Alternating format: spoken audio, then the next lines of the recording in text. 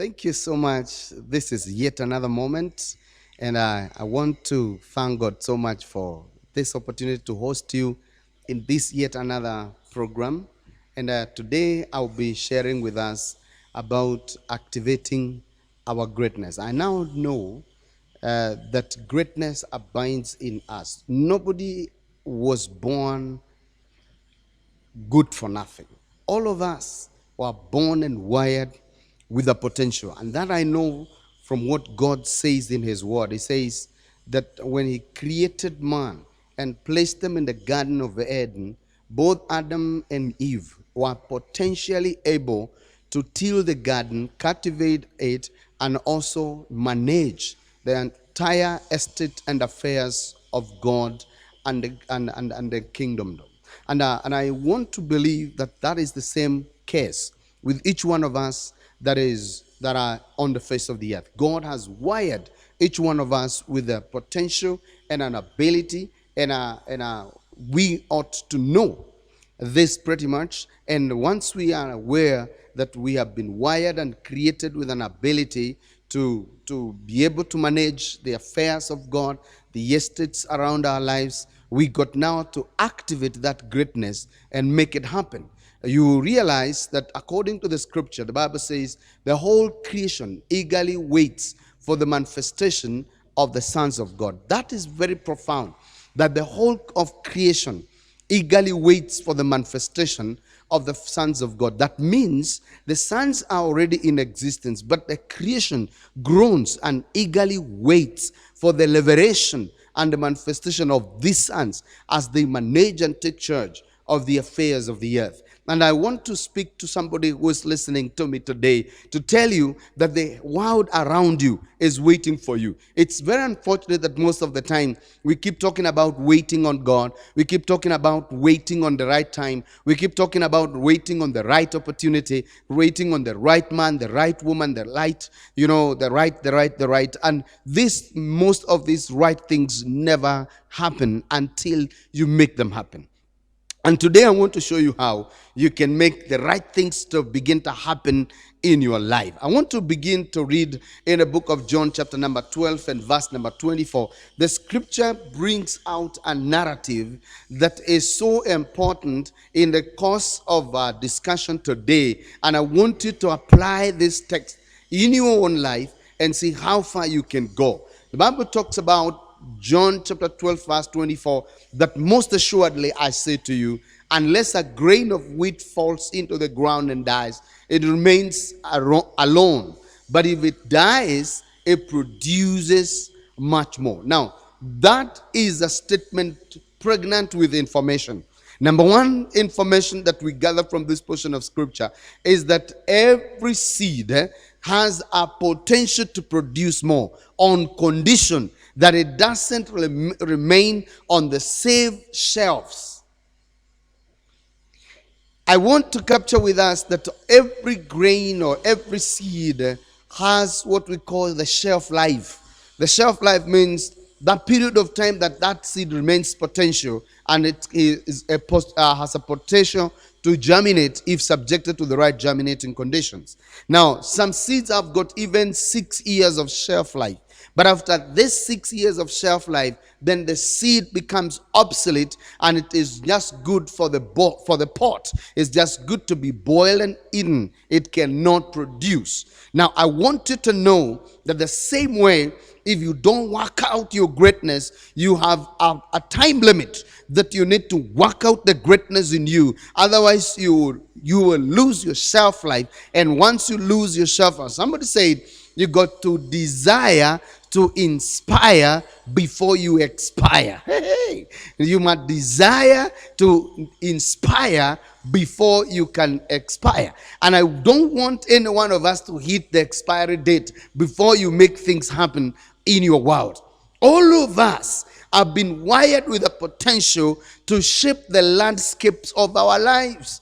We've been wired with a potential to change how things look like in our lives. We've been wired with a potential to manage resources, opportunities, talents, and that amounts to one thing, the way and how well we are able to manage the talents, the greatness of and the greatness of every individual is wrapped up in their ability to be able to manage the resources, the talents, and the opportunities that come their way.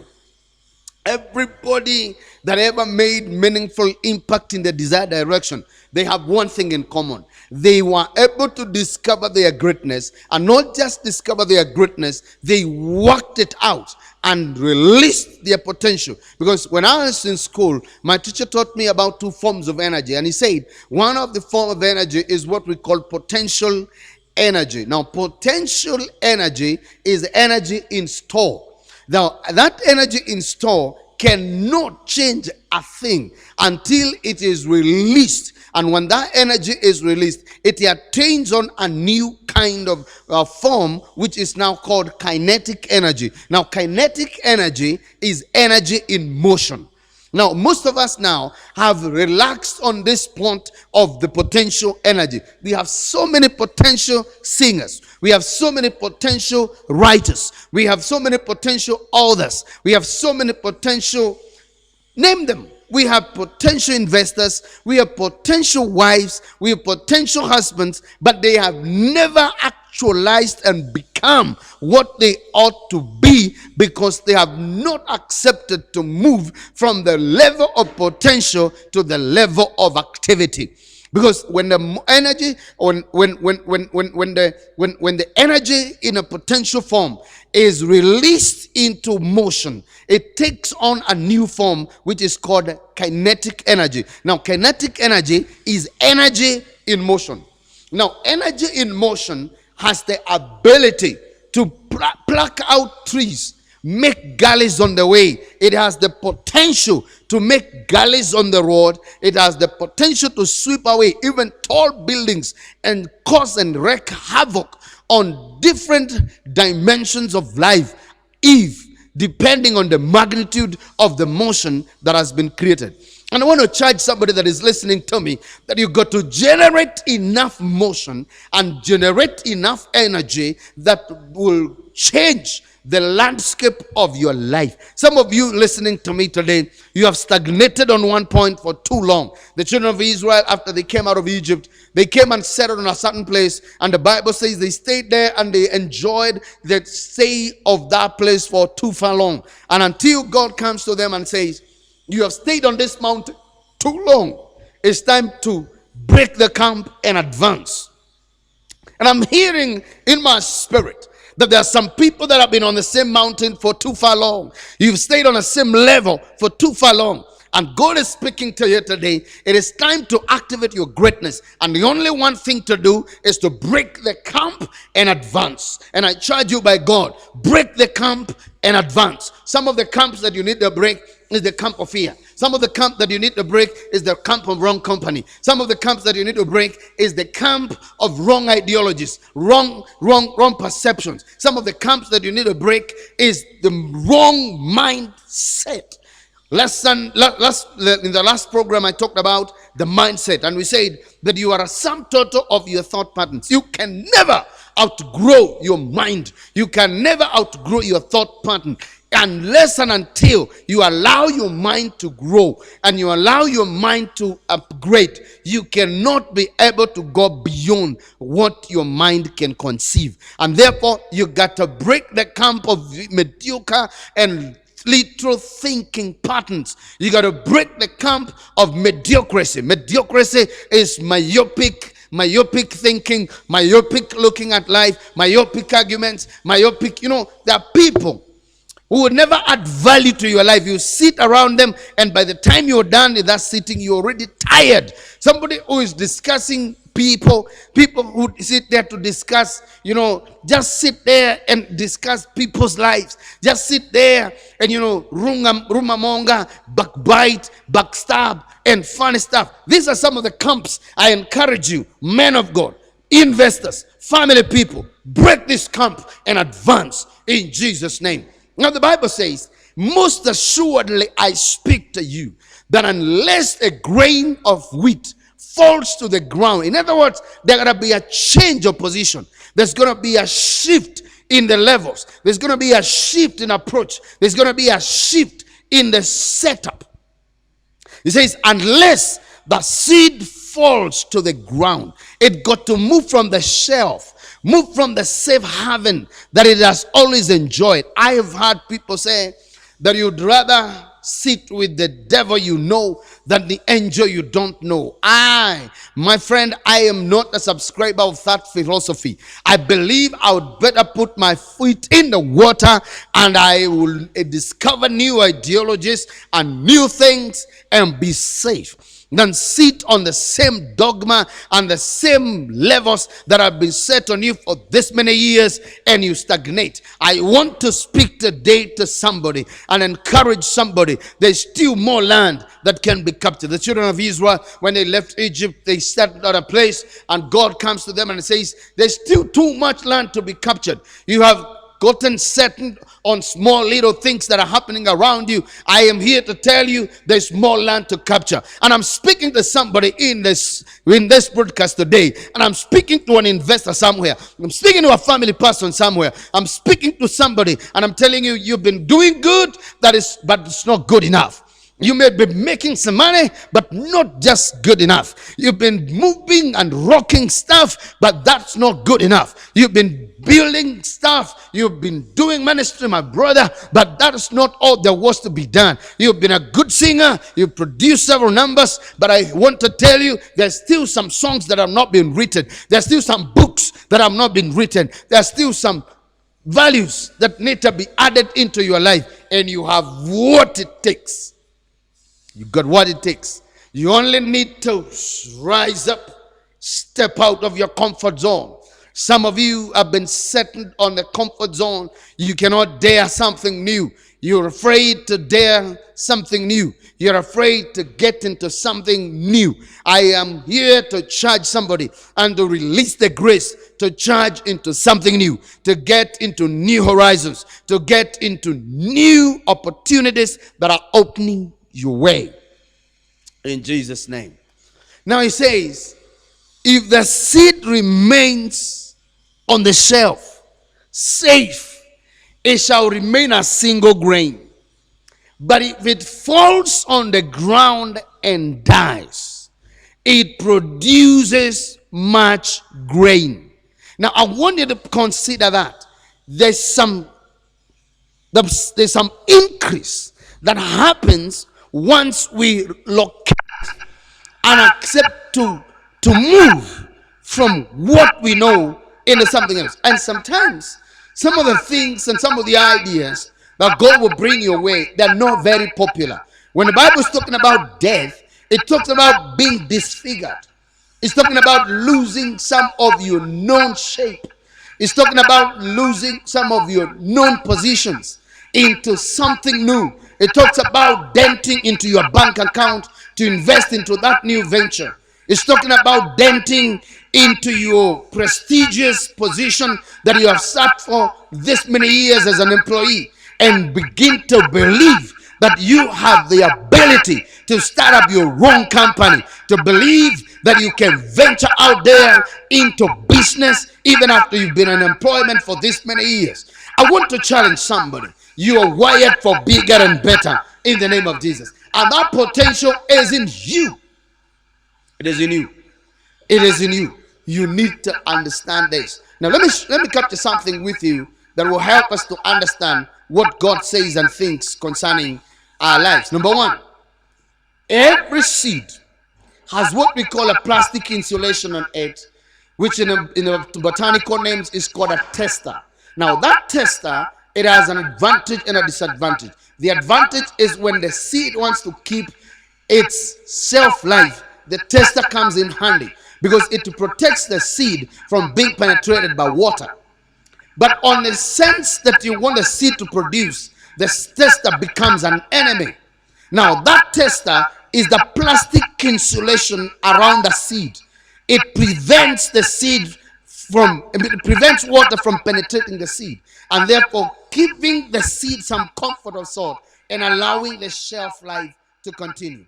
And as some of us, that the insulation on our life is the applause that we're getting from people.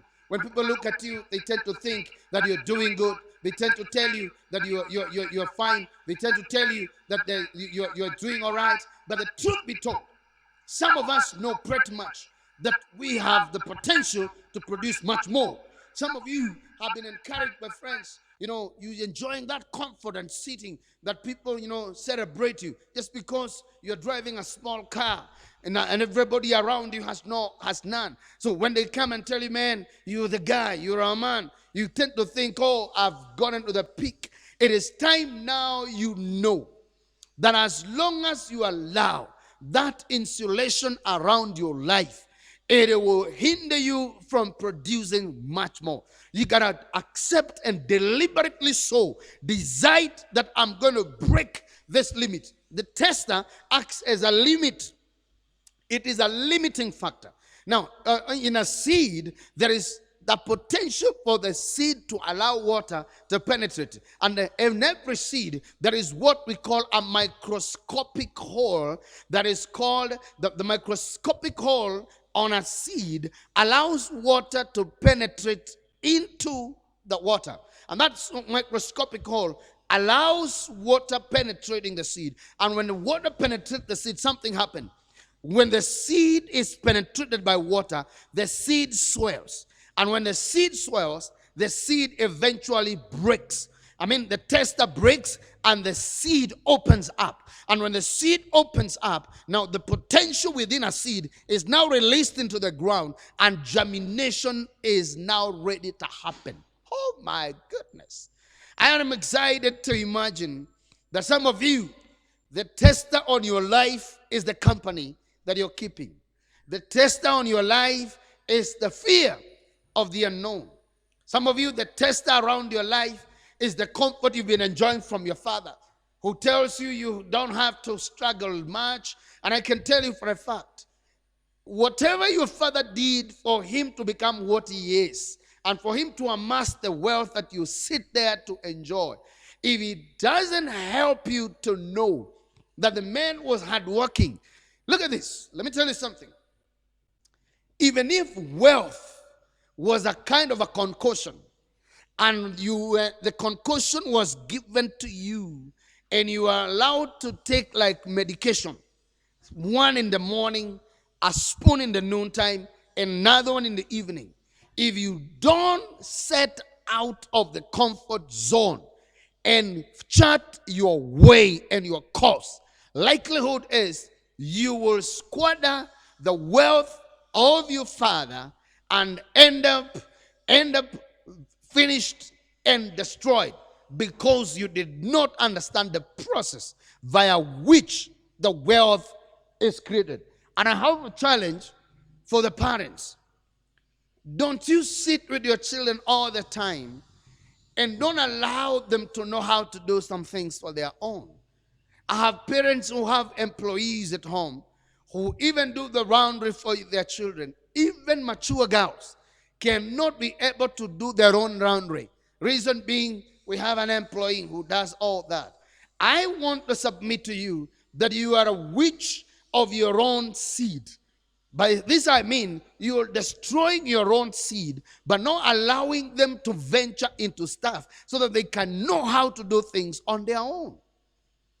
Even if you have amassed wealth as a father, you have amassed wealth as a mother, don't spoon feed your children all the time.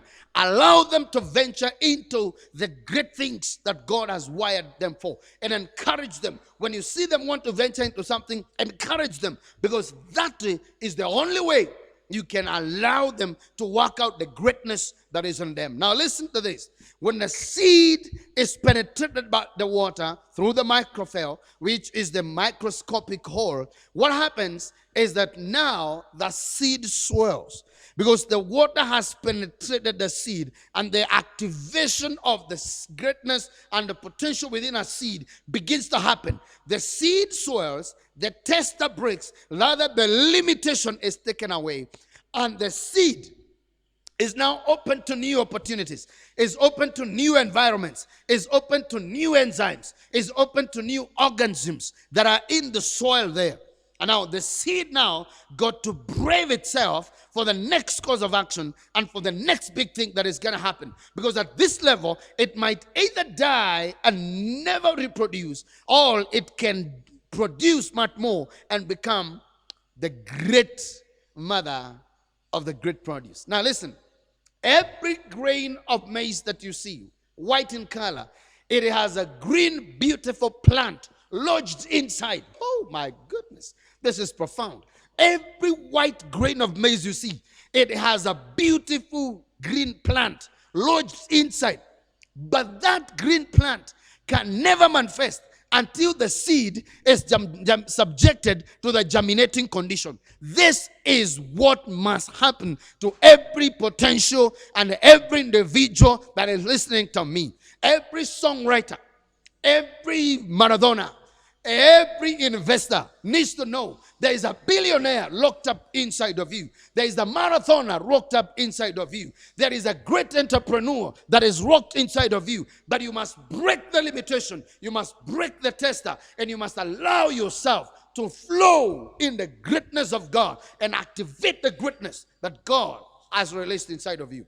In the name of Jesus Christ. This is a deliberate attempt for each one of us. It's going to be deliberate. You got to make the right choice. You got to make the right company. You got to make the right decision if you're going to experience this kind of breakthroughs. Now, when the seed is subjected to the germinating condition, something happens. The seed begins to develop a shoot.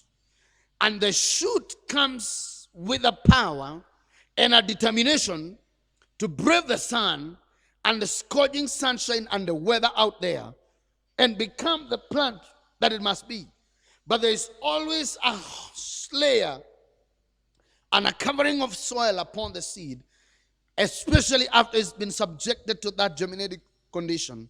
Now, the soil over it, the seed has to overcome. And so it begins to push the soil. And eventually it breaks the ceiling of the soil covering upon it. And the shoot steps out and begins to germinate and grow into a big plant. And begins to grow into the big plantation that it was meant to be. And I have a challenge for somebody here. Every obstacle doesn't necessarily mean that you are not moving in the right direction. Every obstacle that comes your way doesn't necessarily mean that you are doomed. Doesn't necessarily mean that you will not make it. Everybody, the world over, that ever made meaningful impact in the desired direction, they will tell you they had to brave the challenge. In science, there's something called the Gauss law. And Gauss law is the proposition that plants and animals of the same species living together and competing for the same limited resources cannot coexist on the same population values if all other things are held constant until and unless one of the species or one is extinct. So in other words, when plants and animals are competing for same limited resources, there has to be, or in the midst of that struggle, one has to cede ground. Something has to give way. Something has to be extinct or pushed to the limit by the other so that to give the other one an edge to survive. And I can tell you for a fact, you got to compete with some forces in your life that will not allow you otherwise to rise up into the position of control. If you sit there and expect that things will just happen, just comfortably seated in your house, then you are misinformed and you are misquoted and you are headed for doom. You got to know that they will not just hand over platform and just hand over greatness on a silver platter. You got to compete. You got to defend. You got to contend for your territory. And that in one terminology, they call it in science, competitive exclusion theory. The competitive exclusion theory is that phenomenon where competition happens among species, and one of the species that cedes ground is extinct to allow the other one to germinate and take the control. And I have a challenge for somebody. You got to fight what fights you. You got to contend with whatever it is that is opposed to your progress. And I have a word for you. You are wired for greatness. You are bigger than that challenge. You are bigger than that limitation. You are bigger than your opponents in the name of Jesus Christ. Don't just sit there and mourn over those who don't believe in you. My friend, wait a minute. I am here to encourage somebody that you will not make it when everybody believes in you. You will not succeed after everybody now has given ground and allowed that now, man, you can. No, it does not happen like that.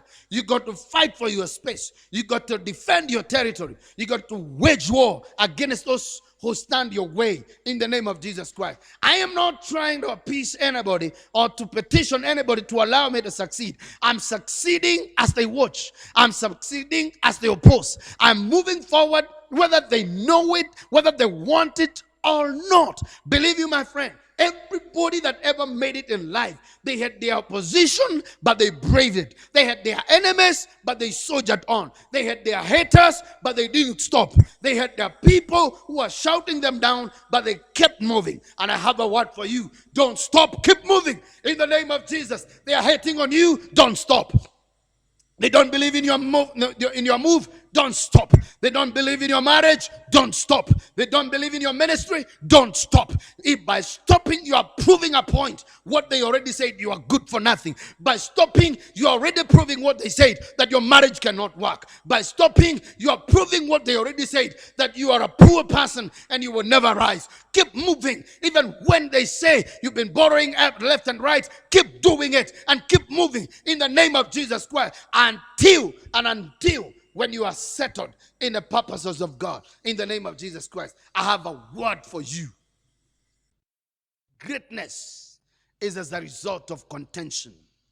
Greatness is as a result of a people that are focused, is as a result of a people that are competitive, is as a result of a people that are combative, is as a result of a people that are not giving up. They're not ready to be swallowed by the echoes and the shouts of the people who don't believe in them. I can tell you the truth. If you wait until everybody confirms that there is some greatness residing in you, you will never take the first step. I'm reminded in the Bible, a man called Jephthah. And the Bible says Jephthah was the son of a prostitute. In fact, the son of a concubine. And the Bible says the so-called benevolent sons, they came to Jephthah and said, Jephthah, you cannot inherit anything here because you are a son of a prostitute. But the Bible says Jephthah was a mighty man of valor. The wiring of Jephthah with the limitation. And I want to speak to the sons of single mothers here. I want to speak to single fathers here and single mothers. Don't allow your limitation to choke your greatness and the greatness of your seed. Speak to yourself. Speak to your generation and tell them you are bigger than this. You are bigger than what people say. You are bigger than what people look at. I am bigger than this in the name of Jesus. Now, Jephthah is faced by a limitation that he's the son of a prostitute. And the Bible says the so-called bona fide sons who are feeling they are entitled, they say, Jephthah, you cannot inherit with us here. And so the Bible says they sent him away. And the Bible says this man Jephthah, when they sent him away, he did not just go away, but he went out there and joined himself to a vain group of men. Vain men. He joined himself to a group of people that were worthless and useless. And that is a situation for most of us. We've been relegated to a low level by people because of their opinions and feelings about us. And we accepted to take their opinion as their verdict. If you read in your Bible in the book of Judges 11 and verse number 11, the Bible says Jephthah went with the elders of Gilead and the people made him. No, before you get to here, let's read verse number 8. Verse number 8. Verse number 8. For the Bible says from that year, They harassed and oppressed the children of Israel for 18 years. And all the children of Israel who were on the other side of Jordan in the land of the Amorites in Gilead. Verse number 10, verse number 9. Now moreover, the people of Ammon crossed over the Jordan to fight against Judah also, against Benjamin and against the house of Ephraim, so that Israel was severely distressed. Verse number 10. And the children of Israel cried out to the Lord, saying, we have sinned against you, because we have both forsaken our God and served the Baals. Verse number 11. So the Lord said to the children of Israel, did I not deliver you from the Egyptians, from the Ammonites, and from the people of Ammon, and from the Philistines? And now also the Sidonites, the Amalekites, and the Maonites oppressed you, and you cried out to me, and I delivered you from their hand. Now yet you have forsaken me and served other gods. Therefore, I will deliver you no more. Verse number 14. Go and cry out to the gods which you have chosen. Let them deliver you in your time of distress. Verse 15. And the children of Israel said to the Lord, we have sinned. Do to us whatever seems best to you. Only deliver us this day, we pray. Continue. So they put away the foreign gods from among them and served the Lord. And his soul could no longer endure the mystery of Israel. Verse number 17. Then the people of Ammon gathered together and encamped in Gilead. And the children of Israel assembled together and encamped in Mizpah. And the people and the leaders of Gilead said to one another, who is the man who will begin a fight against the people of Ammon? He shall be head over the inhabitants of Gilead. Verse number 19. And now Jephthah the Gilead was a mighty man of valor, but he was a son of a harlot, and Gilead begat Jephthah. Now, I want you to see that this man, with all the greatness that he had, he was a mighty man, but a son of a harlot. He was a mighty man, but with a limitation. And the enemy would capitalize on that limitation and begin to give and speak opinions to this man, and he bought into their theory. He bought into their belief system. He bought into their maneuvers. He bought into their chauvinism. And the Bible says he left and went out there. And the Bible says Jephthah joined himself to a band of wicked men. He joined himself to a band of wicked men. Now the thing is, and this is what I'm looking at, when Jephthah left and went out there to join himself to a band of wicked men, I want you to understand that he was doing this yet with all his potential. And Bible says, and verse number 3, I got it here. Let's go. Then Jephthah fled from his brothers and dwelt in the land of Tob. And worthless men banded together with Jephthah and went out raiding with him. Now look, one, the Bible has already defined him as a great man of valor. But because he has not accepted the test to break, he has not gone beyond the limitation, he has bought the opinions of people, he went out there and worthless men banded together with him. And I told you before that part of the limitation that you got to break is the company you could be keeping. It could be your undoing. The kind of people you're hanging around could be the reason why you're not making any progress. The kind of company you're keeping could be the sole reason why you've never changed level. The Bible says this man joined himself to a worthless man. Now, in my home, in my motherland, we say, now let me get it right. They say it this way in my mother tongue, that let not people hate you and then you hate yourself as well. Don't allow when haters speak against you and hate you, don't take their hate and apply it on yourself and begin to hate yourself. Because the moment you buy into their hate, you're done. So Jephthah here, as a strong man as he was, he has bought into their thinking, he has bought into their malice, and he has signed up to a bandwagon of worthless men. Don't allow the challenge that happened the other day. Don't allow what they say to push you. When they say you are immoral, don't go to do it. When they say you're not living right, don't go to prove a point. When they say you are poor, don't try to prove anybody right or wrong. Live your life. You are wired for greatness. Go ahead and do what you believe you're meant to be. Go ahead and produce the results that you know you're supposed to produce. Let time prove them wrong in the name of Jesus. Because if you keep wasting a lot of your energy and time refuting and arguing with people who don't believe in you, you waste an opportunity to produce the best results possible out of you. Your greatness has to be activated. I want to leave it at that today. And next time when we gather, I will show you how and why and what and with who your greatness must be worked out. Otherwise, thank you so much for listening to me. God bless you. Enjoy a sweet day today. Enjoy a great week ahead of you and a great year in Jesus' name. I love you so much. You're wired for greatness. Cheerio.